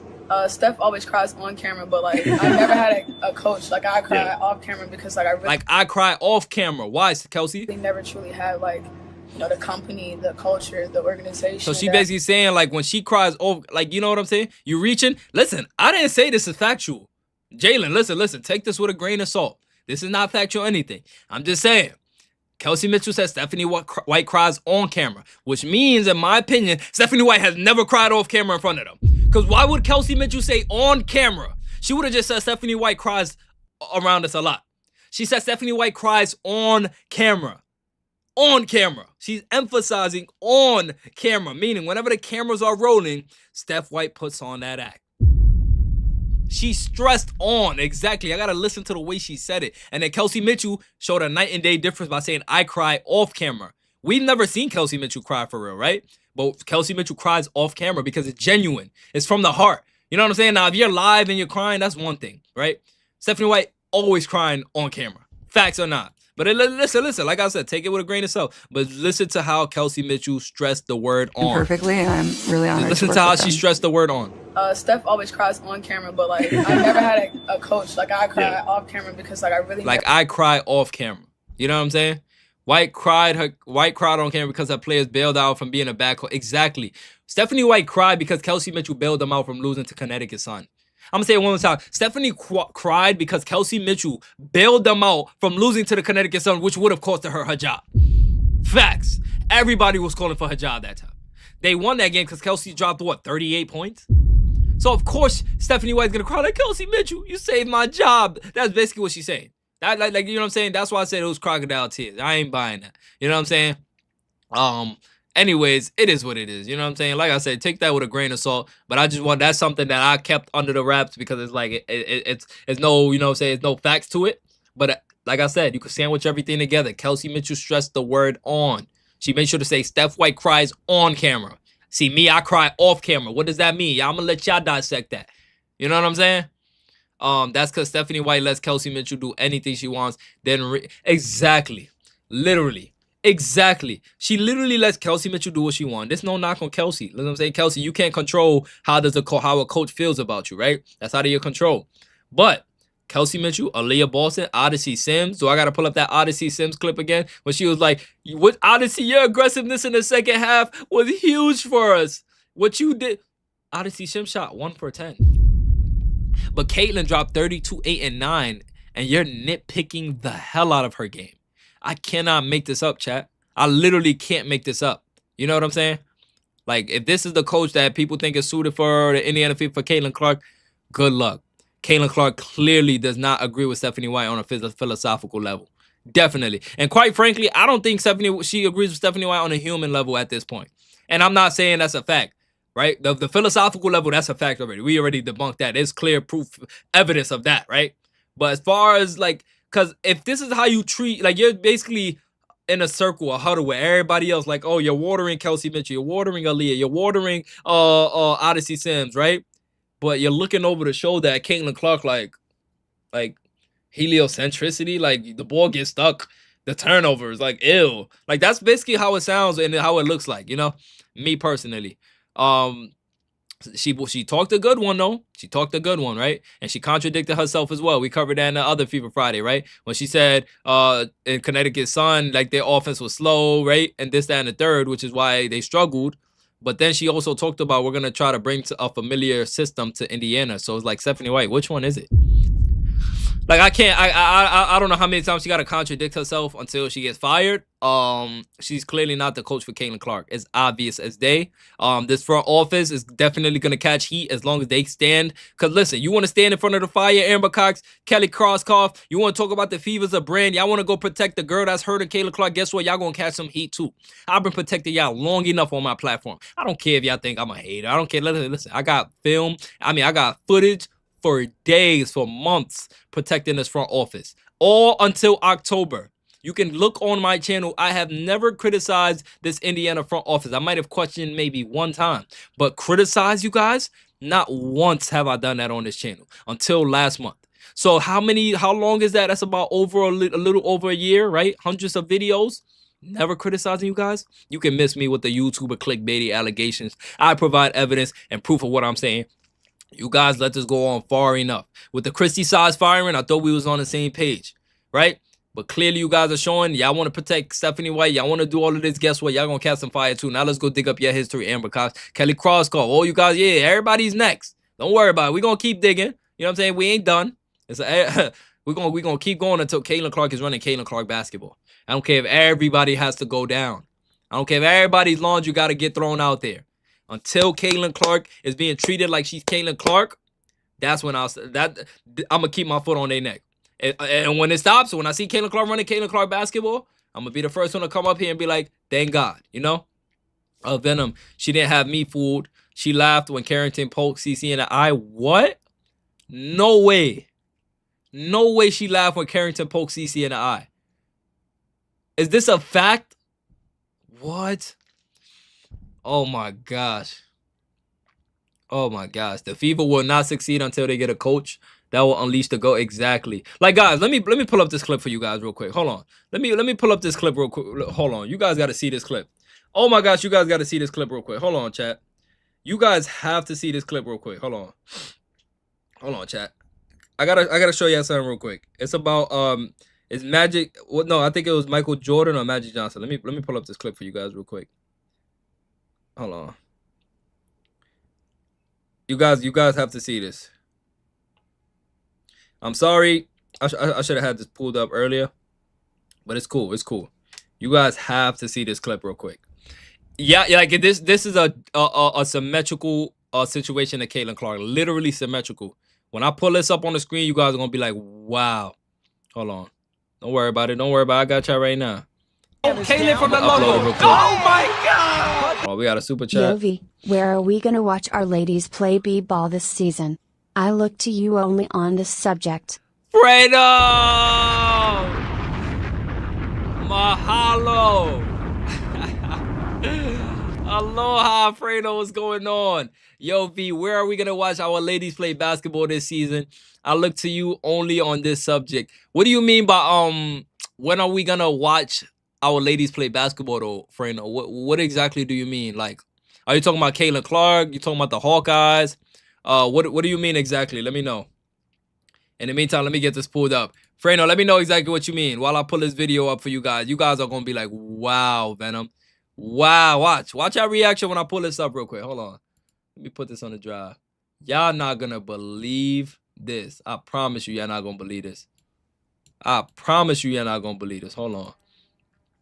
You know? Let me see. Let me show you. Let me upload this real quick. Let me download this real quick. Y'all gonna be like, what? It literally sounds like the same exact situation with Caitlin Clark. Watch this. Watch this. Hold on. Watch this. Import. Downloads. All right, it's right here, chat. I'm playing it in 5, 4, 3, 2. Hold on. Is this the first one? All right, here we go. Here we go, chat. Everybody brace yourself. Everybody listen to this, okay? Pat Riley and Paul Westhead. I just want you guys to listen to this real quick. Pat Riley and Paul Westhead on the Laker bench. Paul put in this new system, and the system basically was he was running the show, not Magic Johnson. And he was running the show, not Magic Johnson. And nobody hated him more than Magic. Oh my God. This alone. He was running the show, not Magic Johnson. He is the coach, by the way, right? Let's run it back one more time so you guys can listen to this. And the system basically was Paul put in the system, the coach put in the system, and the system basically was he was running the show, not Magic Johnson. And nobody hated him more than Magic, but none of the players liked him. He wanted to become his own coach and his own man with his own offense. Does this not sound like Stephanie White? It just didn't work for us. And this is Magic Johnson himself saying he wanted to put in his own system. He wanted to be his own man, his own person. And it just didn't work out for us. Paul was taking the team in a direction I didn't want to go. He was slowing down the offense, and they were becoming so patterned that a lot of the excitement was beginning to disappear. It was becoming pattern, and a lot of excitement was beginning to disappear. Hopefully this live doesn't get taken down because I'm covering this. This looks like it's from a movie or something, and they usually stick strict with those, right? But obviously you can clearly see. And I began to really question whether or not we were being well coached. This is now demanding, this is hard, this is rigorous, this is pushing the envelope every day in practice. I didn't realize at the time that the players were ultimately going to... I said, okay, wow. Then I'll give it 1 week. I'll give it 1 week. In order to get a new coach. In order to get a new then, coach. On either a Wednesday or a Thursday. And either Wednesday or Thursday before that week, Magic made his famous statement, which hit all the newspapers. Magic made his famous statement that hit all the newspaper. Guess what Magic Johnson said? He wasn't waiting a week. Oh, no. Guess what he came out and said? We go in the locker room and we go up to Irvin, usual, so how to go tonight, or you got 21 points, whatever, what he said. And he stands up like a politician and he says, I'm not having any fun, I want to be traded. Oof! Out of nowhere. They're coming in for a casual, regular interview. Regular day, right? I'm going...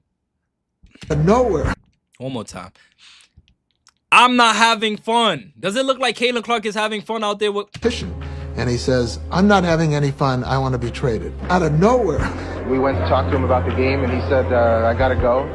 Paul and I don't see eye to eye. I'd like to be traded. I'm going to talk to Dr. Buss today. I'd like to go to New York, Chicago. It's just Paul and I don't see eye to eye, and I'm not having fun anymore, and I haven't had fun all season. This is crazy, chat. This is genuinely crazy. So Magic Johnson himself didn't agree with their new coach and all of this, right? And they said, we're going to give it a week, right? It's kind of like the Fever saying, okay, we might give it another year. I don't know what they're saying with Stephanie White, but this is what it looks like. They didn't fire her yet, right? So it looks like giving it another year. But they know Caitlin Clark has so much class that Caitlin would never come out and say, oh, I want to be traded. But I genuinely think Caitlin might get put, like, they're going to literally have to push Caitlin Clark to the ultimate edge to where she knows, okay, y'all attacking my brand. I have to do what I have to do. And Caitlin Hart has to force a trade. Only thing I see possible, right? Now, anyways, you can clearly see Magic Johnson didn't agree with it. Caitlin Clark clearly doesn't agree with it. This is the story repeating itself. History repeats itself. You know, when a stubborn coach meets a superstar and tries to change the superstar system when they've never even coached or seen something like this superstar play style. Like, coaches want to bring the old playbook to a new player instead of adjusting their coaching book to the new player. Like, I don't understand it, chat. I genuinely don't understand it, you know? It is what it is, though. You know what I'm saying? Clark needs to open her mouth. She's getting her arse kicked and being mistreated and sabotaged. Listen, Michael, this goes back to what I said in the beginning, right? Caitlin Clark's first line of defense, believe it or not, is you. Yes, you. I'm talking to you. You are Caitlin Clark's first line of defense. You're the reason why Caitlin Clark doesn't have to go and request a trade. You're the reason why Caitlin Clark can carry herself with class and people can handle the dirty work for her. You are the reason why Caitlin Clark is so powerful. Stop being soft. And I'm not talking to you specifically. I'm talking to the soft people, the people who got soft, the people who just kissing the front office behind. I don't understand what is going on. I don't know what's going on, chat. Like, all I do know is that Caitlin Clark's first line of defense is her fans. With Christy Size, when everything was going on, who was there to protect Caitlin Clark? Her fans. When you want to put pressure on the front office and all these businesses and all this stuff, when you threaten them, you hit them in the pockets, it's Caitlin Clark. It starts with you. So don't underestimate why Caitlin Clark should speak up. No, you should speak up. We should speak up. Everybody should speak up. We ain't giving them no more money. We ain't supporting the team no more if Caitlin Clark ain't playing. I don't care. I'm saying it. We're not supporting the team if Caitlin Clark is not playing. Last year we did it. Cool. We know Caitlin wants to support the girls. All right, cool. This year, let them. If we see you're not running Caitlin Clark's basketball and Caitlin goes down again, God forbid, I promise to God, we're not watching them. We're not covering them. You know what I'm saying? Unless we see Caitlin Clark's style of ball being played, then maybe we'll support. But I promise you, we going to hit them where it hurts this time. This year, I don't care if I got to do it with just me and my people. They're not going to get nothing. We hitting them right where it hurts. We did the Caitlin Clark way where they dangled Caitlin Clark in front of us and we fell for it, right? At least majority of us did, right? This year is none of that. So you want to talk about Caitlin Clark, it starts with her fans. Caitlin was always protected by her fans. I don't know when things changed, but it has to. We gotta stand up. Every single body has to stand up and fight for Caitlin Clark. Because if you allow her, I'm telling you, this world is going to take what you give. This Fever organization, they're going to take what you give. So if you're giving them leniency, if you're giving them mercy, they're going to take it. You can't show them no mercy. You can't spare them. You got to let them feel what the Caitlin Clark impact is. You got them disrespecting you right in their face, disrespecting all of us by asking, who are you here for, Caitlin Clark? Do I got to pull that picture back up? Matter of fact, let's pull it back up. You got them questioning the Fever fans. Who are you here for? What would impact your fandom? You got them asking, like, basically saying, are you really here for Caitlin? Like, you know what I'm saying? We're trying to figure out, are you really here for Caitlin Clark? You know what I'm saying? Hold on, let's put this back up real quick, because I genuinely think people forget. Well, no, hold on. Let me put this back up real quick. I gotta put this back up, chat, because it gets to a point where it's like, all right, enough is enough, chat. Literally, enough is enough. How much more are we gonna tolerate? Look, it's right here. Let me pull it up on the screen. Like, I can't believe you got them asking these kind of questions. Everybody pay attention to your screen real quick. What warrants this right here? Hold on. What warrants this question right here? What warrants a team like this? Should be all the problem you need to see. You like literally look at the screen. Is there anything that would impact your Fever fandom? And you got them asking Caitlin Clark as an answer, not Kelsey Mitchell, not Aaliyah Boston, Caitlin Clark. And it's funny that in this picture it's selected already. Whoever screenshotted it is selected, right? Obviously, they're trying to figure out how to operate this successfully without having to include Caitlin Clark. And I'm pretty sure the results of this survey is the reason why we never got the answers of, you know, what percentage of what. And I'm pretty sure this is why they treat Caitlin Clark the way they treat her now. Because they did not like the feedback they got from this survey. They did not like that 99 to 100% of these voters said if Caitlin Clark leaves the team, that impacts my Fever fandom. They didn't like it. Like, I see why they're saying, and they're looking at Caitlin Clark as a foundation to the Indiana Fever. No. Caitlin Clark is the Indiana Fever. The minute she leaves the Indiana Fever ceases to exist. You go right back to that poverty organization, missing playoffs, you know what I'm saying, and all of that again. So we want to talk about success, market around Caitlin Clark. Pour into Caitlin Clark. Surround her with coaches that can coach her style of play. Surround her with teammates that are not selfish. And that's how you get a good product on and off the floor, because it's a package deal. If Caitlin plays well and the team does well on the floor, it translates off the floor. Sponsorships for the teammates. Sponsorships for this girl, that girl. Sophie Cunningham protected Caitlin Clark in one game. What happened? She went and did a ring commercial the next day. Let's talk about it. Money in her pockets. Money in her bank account. Because she protected one girl on the floor. 1 million followers overnight on 2 platforms. Because she protected Caitlin Clark on the floor. What do you, like, this is not rocket, so I can't believe I got to spell it out for you. APPLE. Apple. It's that simple, chat. It's literally that simple, you know?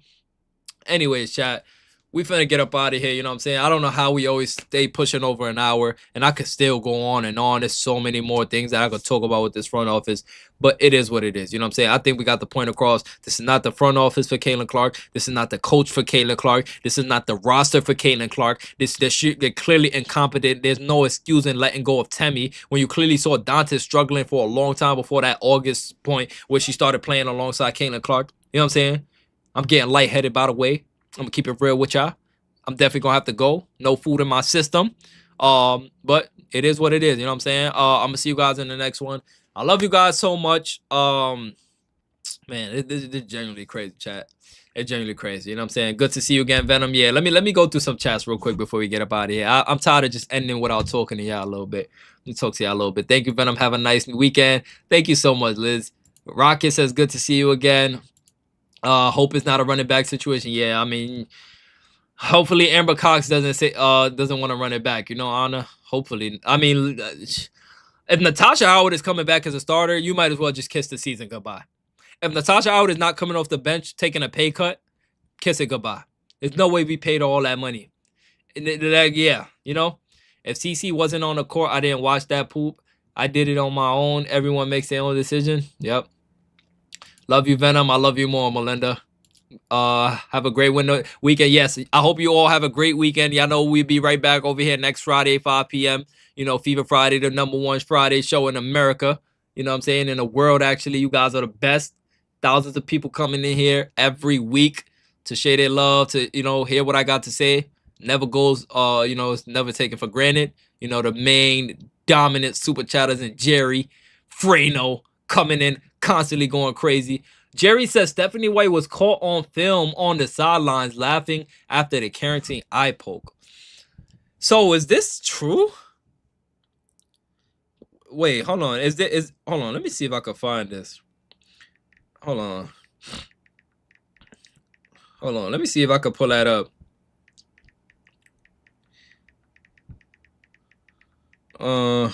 Caitlin Clark eye poke. Let me see. Let me see if this is a real thing. Oh. Yeah, I can't find it. Well, if I do find it, I'll look for the Stephanie White clip of laughing. I wish I could find it, you know. Roster for next year. Caitlin Clark, Aaliyah Boston, Kelsey Mitchell, Lexi, Sophie, Ari, Chloe, and KK filling the red. Dwarf Clone, you hit it right on the nail. See, this is why I love you, Dwarf Clone. Hit it right on the nail. Literally, you know. What's the best way to make it known we want CC to play her own way, stand up. Literally stand up. Be loud on social media, on the platform. Let your voices be heard. They hear you. Amber Cox says she listens to everything. And keep in mind, Amber Cox is the GM for the Indiana Fever. And she says she's paying attention to everything on the timeline, right? Y'all remember back when I was a smaller YouTuber, only like 13, 12,000 subscribers, and we started, I probably had only 8,000 when we started Fever Fridays, right? A small YouTuber, and I'm still a smaller YouTuber, right? But we just grew. And I started Fever Fridays. You know, GMs are responsible for running those type of sponsorships and ads, right? Like the Fever Friday campaigns. So what are the odds that Amber Cox is the one that stole Fever Friday from me as well? That's just crazy, man. That's just crazy. Clearly shows bad character. You know what I'm saying? Like, they could have brought me to a game. They could have did anything. You know what I'm saying? They could have compensated me. I didn't even ask for compensation. I said, just get me to a game. Let me watch Caitlin Clark in person. They ignored me all season. Took the Fever Friday name. After 25 years of having Fever, the Fever name, the 1 year Venom comes in and say Fever Friday, now they want Fever. It is what it is. You know what I'm saying? They could steal the name, but they can't steal the, you know what I'm saying? They can't steal the energy. They can't steal the swag. So it is what it is. Anyways, the owners need to get everyone in line. I said the separate leagues will aid in the cleanup. Yeah. I mean, that Project B thing got them running. Y'all seen NECA go and sign with the Saudi investment with Project B. So listen, the WNBA better get in line, because them girls is gonna take that money. They offering the big bucks over there. You know what I'm saying? You know? Burying your message with a corporate machine. Yeah, they could try. Heart and soul. Lexi is a restricted free agent. Fever to have to match any offers. Yeah, I hope Lexi gets the max. I hope Lexi hit the Fever in the pockets where it hurt. And it's not even gonna hurt because they can afford giving out a couple maxes. You know, I heard Mick even talking about it, because Kaylin and Aaliyah is basically under free contracts right now. You gotta steal. You know what I'm saying? Kaylin is a superstar. Aaliyah is a superstar, and they're on the rookie contracts. You know, you blew this mother up, Venom. I mean, I'm trying. You know, did you see where Bam said the Heat didn't run a play all game playing C22 ball? Nah, I did not see that. You know? Frano, good to see you. Look at it. Look at the top dogs showing love to each other. Stephanie White was complaining about the officials this year. She said we knew last year when we played against them that we could foul Kaylin and not get called for it. Stephanie White coached them to abuse her. Yeah, that's crazy. Stephanie White coming out and saying that we knew that we could be physical with her was crazy. Yep, the core four deserve max. Yeah, Lexi deserve max. I don't care what nobody say. A lot of people don't like Lexi. I don't care, bro. Find something to do with your life, because you would never find a girl like that ever again. And I mean that. You would never find a girl who does and thinks the game. Like, Lexi's literally playing the game, and the official can't even officiate Lexi Hull's game. That's how talented she is. You know, taking charges, and they're giving her blocking fouls and all this other stuff. They're not calling it because they don't even know how to officiate a game tailored to Lexi Hull, you know? So, yeah, if you thought I was getting off my Lexi Hull hype train, never. I'm Team Lexi till I go in my casket. If you see what you see from there, WNBA be squeezing if you was in a building. Wait, what you mean? If you see what you see from there, WNBA be squeezing if you was in a building.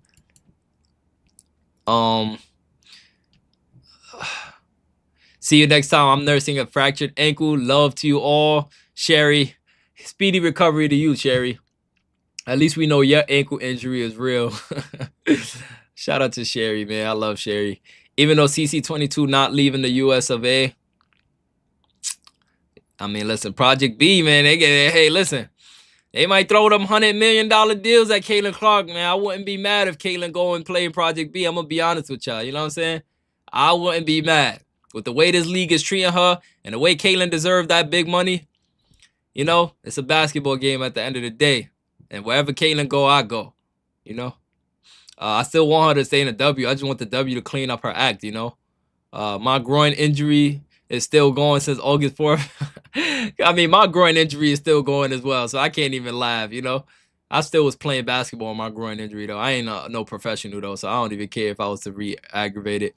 I would care. It's annoying, though, you know, but it's not a crazy groin injury. Lexi Hustle, my second favorite player. Yup, Lexi's become my second favorite player as well. There's only one player on the Fever that people tune in to watch. Yeah, well, two now for me. It's Lexi and Caitlin. But clearly, Caitlin is number one. Like, if we talking about end-all, be-all, it's definitely Caitlin. That's why you got no invite to Fever games. Yeah. Literally, that gotta be why. Yeah, I don't care. You just feel it afterwards. Yeah, definitely. Definitely feel it afterwards. It gets better, Sherry. What the hell is that? What the hell is that on my screen? Yo! What is that on my screen? Yeah, chat. It's time to go. I just got hacked. Mike is muted. 720p scheduled. Mike is muted. What? What the hell did I do? What is that? Hold on, chat. Hold on. What the hell is that? Hey, I don't know. Yeah, I'm gonna just get that off screen. I just found out a way to get it off screen. I was like, what the hell is that? We hear you, but they're trying to silence you. Yeah, they could try, but you know, we roll deep over here. I'm not gonna lie. It feels good to have a core support system. I can't even lie. It definitely does feel good. And the fact that we're just getting started, like to have a core and we're not even like at 100,000 subs or anything yet, like that's genuinely crazy. Like it generally like makes me feel better knowing like the solid route is definitely the best route. Cause there's YouTubers who probably got more subscribers than me, you know, probably doing this, that, and the third, but don't got the same trust factor, the same credibility, you know, like I wanted to feel like if Venom drops a video and everybody else drops a video, I'm gonna click Venom's video first because Venom is gonna give it to us real. He's gonna give us authentic. He's not gonna clickbait. He's gonna give us something of substance, you know? That's the kind of reputation I want to leave behind. I like efficiency. Like I always say, my favorite player is Kevin Durant, one of the most efficient NBA players. No, the most efficient NBA player in the world, right? The best scorer in the world, which I'll watch him play in an hour. The Rockets game started in an hour, right? Kevin Durant, the way he operates, and this is no glaze, I literally operate in real life a part of that because of Kevin Durant. I approach the YouTube game on an efficiency standpoint. I don't gotta post the most videos. I don't gotta cover every little ticky-tacky content. You know, I don't want to make y'all chase crumbs for clicks, right? No offense to other YouTubers who do it though. You know what I'm saying? I'm not knocking on no other YouTuber. That's just me personally. That don't work for me, you know? I'd rather, you know, keep it the way we doing it right now. Kathy, I appreciate you so much. Kathy says, thanks, Venom. Appreciate the research time you put in. Thank you so much, Kathy. See, that's another factor that people don't think about. It genuinely, like when you covering the NBA, right? You got like, do you know how much time I could make so many videos covering the NBA, and you can ask my supporters, Nuggets. Like I be missing NBA reactions because I'm up researching for Fever Fridays, literally. You know what I'm saying? I ain't got no team doing this for me while I'm no. I'm doing the investigative journalism, all hands on. I'm formulating all this into myself. You know what I'm saying? Editing skill, all of that dolly, you know? But it is what it is. It's crazy how they used Caitlin all ball, way better rookie year, undersized. Yeah, because last year they were actually looking for her. You know, and it's crazy because it wasn't even successful. It was room for improvement. They weren't setting screens for her. It was one screen, but then another person wouldn't set a screen like we just broke down in the beginning of this, you know? You know what I'm saying? I don't know. Let's see. Bro, I can't lie. I'm sub to other channels. Some have big subs, but your content is the best. Thank you so much, Sim. And that's my goal at the end of the day. You know what I'm saying? I'm just trying to be the most reliable. You know what I'm saying? I just want to be the most reliable, you know? Chat, we got to get V to a Fever game. I'll throw $100 if Venom family types. Yeah, oh my gosh. Yo, y'all got that bag. I'm not gonna lie. I've never told somebody to type yes for me to send $100 super chat. That's genuinely crazy. That's genuinely crazy. Love community over covering. Wait, huh? Love community over covering every headline? What do you mean love community? So we got 6, 7. Oh my gosh. We got yes. Oh my gosh. Look at how many yeses we got here. You like family to us. However, only watch Fever Friday until CC returns. I appreciate that, man. I genuinely do. At least Christy Size knew she didn't know enough and gave the keys to the exactly, right? At least Christy Size knew, like, okay, I tried it my way and it wasn't working. I'm gonna go with Caitlin Clark's way, and they happen to have the most historic second half ever, right? Post-Olympic break, right? You know what I'm saying? You do lives for us versus clickbait videos. Yeah, I'd rather do it live. You know what I'm saying? I don't like the clickbait and stuff, you know. Should let CC and the CBA negotiating. She is all about league development. Yeah, and it's crazy because they already spoke about a conflict of interest. Sophie Cunningham did. They spoke about a conflict of interest with the CBA deal. Remember, they were saying like, oh, if you sign, like, I'm pretty sure the CBA signed like, oh, there's exclusivity, meaning if you play in the WNBA under this new CBA, you can't play in these other leagues. And then it's like, oh, we can't play in Unrivaled, then that means I'm not signing that. That's already a conflict of interest on a foundation level, right? That's already a conflict of interest on a foundation level. So because you can't play in Unrivaled, you're going to dictate what all other players in the league contracts look like because you don't like that you can't play in Unrivaled. That's kind of wild to me. I'm not going to lie. You know what I'm saying? CC needs one of the owner chairs in the room. Literally, like, oh my God. You don't just report on every report. You don't just report on every post or news story. You think about what's going on from looking at everything. That's why you're higher quality. Thank you so much, Christopher. And obviously, you know, you leave money on the table doing that. But like I said, the long game. I'm playing the long game, man. I'm playing the long game. You know what I'm saying? It's easy to make those videos every day. But over time, I don't think that's sustainable, you know. It's easy. That's free game for anybody who's upcoming as well, you know. If CC was negotiating the CBA, they blame everything. Oh, yeah, that is true as well. That is true as well. It's a lose-lose for CC. That girl can't win with these people, man. You know? Oh, my gosh. Y'all going 6-7 crazy. Oh, my God. All right, yeah. We about to get up out of here. Oh, Alex is a child. Jeff CC in the league. Let me check my notes and make sure we're not missing anything before we get out of here. Oh, yeah, by the way, I want to talk about Lexi Hull surrounding Lexi with, you know, defensive pieces. So Lexi doesn't have to shoulder the load this year, you know, this upcoming season. You know what I'm saying? I feel old at 26, not knowing what 6'7" mean. All right, 6'7" is basically, let me just clear it up for all my older people in here, right? 6'7", not calling you older, I know, obviously. I'm talking about the older people in here. 6'7" is basically like Kaylin from the logo. Oh my God! Who sent the super chat now? I follow instructions. Jerry with the 100 bomb. Oh my God! Kaylin from the logo. Oh my God! No! Told you. Oh my God, Fredo and Jerry. Yo, 6'7". Nah, bro, this is crazy, man. Like, oh my gosh, you guys are genuinely one of a kind, man. What the hell? Jerry said, I'll follow instructions with the honey bun. Fredo coming in here like, yo, y'all just make it look like it's nothing. Y'all don't understand. One of those, do you know how many videos? No, like, that's genuinely crazy. Like, do you know how many videos in the off season it would take to do that? That's, no, like, y'all genuinely the best, man. Y'all genuinely the best. Dang, Gina, right? That's my reply. Like, genuinely the best, man. But definitely, though, for sure, I'm going to a FIFA game this year. Genuinely going to a FIFA game this year. You know what I'm saying? I'm about to get a car as well. You know what I'm saying? Elephant in the room. I'm gonna drive to Gainbridge Fieldhouse. I'm gonna vlog, which I got my whole vision. I'm gonna just tell y'all right now. You know what I'm saying? A YouTuber might steal my idea. So if they do, y'all know Venom called it first. But I'm driving all the way to the game. I'm going to be vlogging it. You know what I'm saying? I'm going to be vlogging the game. I'm vlogging my trip there. I might bring somebody with me. Who knows? Who don't? I'm going to vlog my way to the game. I'm going to vlog everything from when I get there. Hopefully, I run into some supporters there as well. You know, especially by next season. Hopefully, we're big enough to where we can meet some fans in real life, some supporters in real life.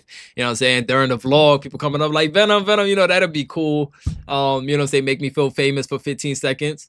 What else? Let me see. Vlogging, you know what I'm saying? I want to be near the floor. You know what I'm saying? Hopefully I'm courtside, you know what I'm saying? But if not, because I know courtside, close to arm and the leg, I want to be close to the game though. You know what I'm saying? I want to be close to the game. What else? Tell us when we'll finance it. Well, y'all already started. I'm already saving money. I'm starting now. I ain't gonna be just saving. These YouTube checks ain't coming in at like 50,000 a month or nothing. I ain't making that crazy money yet. So the saving starts now. You know, I'm gonna be very smart with my finances as well. Especially when I get that car in a couple of months as well. I'm not gonna say when, but yeah, y'all gonna find out though. We're gonna make a video for sure when your boy in a V, because obviously in New York you don't need a car, but you know it's convenient to have one. Okay, I'm out, guys. Gotta go check on my Urban Dictionary. Much love. All right, Woody. Kaylin from the logo. Oh my God! Oh. No, you're the best, Venom. Yo, Jerry, relax. Oh my gosh. Yo, no. I've never seen this before. This is a random Fever Friday on a random November. That's what I'm saying. Any given moment, Jerry moving like Kaylin Clark. Yo, this is crazy, man. Listen, Jerry, you gonna single-handedly send me to a game. You, Frano, Dwarf Clone, everybody who come in here, Kathy, everybody who show love, man. Douglas Myers, data scientist for the $5 super stick. I apologize if I didn't get to that as well. Like, oh my goodness, chat. Damn, like it's hard to end on that note. You know what I'm saying? Like, since you're driving to Indy, you will go right past where I live. I will drive along with you and show you the way to the stadium. I love Indy for real. I should do that shit or not, right? Maybe instead of vlogging, I should be live. Oh my gosh. Oh, I'm cooking right now. I think I should be live on my way to Indy driving, right? And take y'all with me the whole journey. Take y'all from me leaving my apartment, getting inside my car, driving all the way to Gainbridge Fieldhouse, right? Oh my gosh, and telling y'all where I'm at along my way, right? Because I don't think like I got any opposition or anything who's gonna try to like harm me or anything, right? So driving on my way to Indy, letting y'all know like what mile marker I just passed or whatever, and then telling y'all like if y'all want to come with me to the arena. Oh my gosh, I'm cooking right now. We all meet up at the front of Gamebridge. Oh my god, that'll be so fire. Oh my gosh, no. That's a fire idea. That's a fire idea. I'm not gonna lie. Tell me I didn't just cook that idea up just now, chat. Some of y'all gotta meet me over there. You know what I'm saying? I know I got a lot of indie supporters. Dale for a burger stop. All right. Shout out to Dale, man. I definitely might get me a little Beyond Burger. I don't eat red meat no more. I don't know if I told you, I got hospitalized eating red meat. So I left the red meat in the past. But I'm definitely going to give me something. You know what I'm saying? I'm going to get me some food with that deal. Everything, listen. I'm so serious though. Y'all probably think I'm joking, but I swear to God, I'm so serious. Now that I got this, like this is more motivation now to even save it even more and stuff like that. You know what I'm saying? Especially if revenue go up too. This consistency, even with the NBA reaction, like if everything keep going up as oh my gosh. I'm telling y'all, it's gonna be crazy. Can you stop by Oahu first? What is Oahu? Yeah, I'll ask y'all, like, guys, what's the best food spots in Indy? Like, yeah, I think I'm gonna be live. I genuinely think I'm gonna be live. You know what I'm saying? I genuinely think I'm gonna be live doing that. That's gonna be the best. You know what I'm saying? Like, I get to see it all, like, authentic. You know what I'm saying? Like, I get to see. I'm gonna take y'all with me. Oh my gosh, that's so fire. I'm gonna have my power banks in my book bag so the battery doesn't die. Whew. You know, Venom, you have to watch out for the pink slime. What's the pink slime? What you mean? What's the pink slime? What is that? Honolulu? Oh yeah, Anna, if I go to Hawaii, I'm definitely going to whatever spot you recommend. What? You've been here all season. I trust you. Yes, please. It's the only way my retired self could go to a game. Wait, what you mean? What you mean, Melinda? You will come to the game if I do it? That's what you saying? Oh my gosh. Pink slime was in Mickey D's Burgers. Ooh, yeah. That's why I stay away from burgers. You can get a $10 salad then? Yeah, that's more of my speed, Dale. That's more of my speed. Might give me a little salad, you know? I'll be there, Venom. Can we do June? I'm out of school for summers. Okay, so the season starts in May. April, May, June. Okay, June. Yeah, that's the next month. May, June. Yeah, that's the next month. I could do June. I could definitely do June. And by the way, that helps me because, you know, by the time May hits, all our revenue rolls over to June. So that helps even more, you know, because that's usually when the revenue starts to spike, the fever season. That's when I make the most money. No lie, that is what I envisioned when I first met you. Oahu is one of the Hawaiian islands. Oh my God, I'm definitely going there. Freno and Anna, I would love to meet you too. Freno and Anna. I don't know if I got any more Hawaii people in here, but Freno and Anna, two people who I can't wait to meet. Venom Live road trip, yes, I can't wait. That's gonna be so fire. Yeah, I will hit the game with you if you do that. Oh my gosh, it's over. I got the idea. It's cooked. It's locked and loaded. I love you, Venom. You ain't got to say no. I love you too. You know what I'm saying? You're the most authentic and informative creator I have found on YouTube. Thank you so much, Dwarf Clone. It's all love with me and you know? Get donos for charity per mile. Oh my God, I don't want to do that because it's gonna look like I'm begging. You know what I'm saying? I mean, that gas though, that gas. You know what I'm saying? Hey, that gas definitely gonna help though. That gas money, but I might do something creative though for like per mile. Maybe I'll do a like I don't know, but maybe you might have cooked though with a per mile thing. You know what I'm saying? Um, take us with you live. Yeah, I'm definitely gonna do it live. It has to be live. Now that it has to be live. You know what I'm saying? Hopefully they don't make me turn the camera off when I'm entering the game. You know, maybe I have to put the live in my pocket or something. You're a class act, Venom. Thank you, Philip. Yes, Venom's a generational creator. It's crazy. I feel this way. You know what I'm saying? I genuinely appreciate it though. You know, cause I'm just getting started. Venom Buds. Oh my gosh. If I go to All Stars in Chicago. I mean, listen, I might drive to Chicago too. You know what I'm saying? I did book a hotel early ahead. I'm not gonna lie to you. Yeah, I'll tell you now. I booked the hotel ahead of time in Chicago just in case I do go to the All Star game. I want to make sure that I'm near the arena. So you know what I'm saying. Y'all want a little glitch? Get y'all hotels now. So because the price is gonna be crazy later on. We can find you a sponsor. Yeah, that's why I might need somebody on my team to help me with stuff like that. Because I know a lot of smaller YouTube channels that already got sponsorships and stuff like that. You better let me know if you ever come to. I got you. You and Anna would be the first first people I let know. Oh no, Fly Hippie is a great YouTuber. Yeah, I talked to Fly Hippie live one time. That was cool. He seems cool as hell, funny as hell too. I don't have that kind of following. Wait, what you mean? Let me see. Hold on. Venom. Jerry said he'd meet you at the gate. Oh my God, I would love to meet Jerry. I didn't know Jerry was in Indy.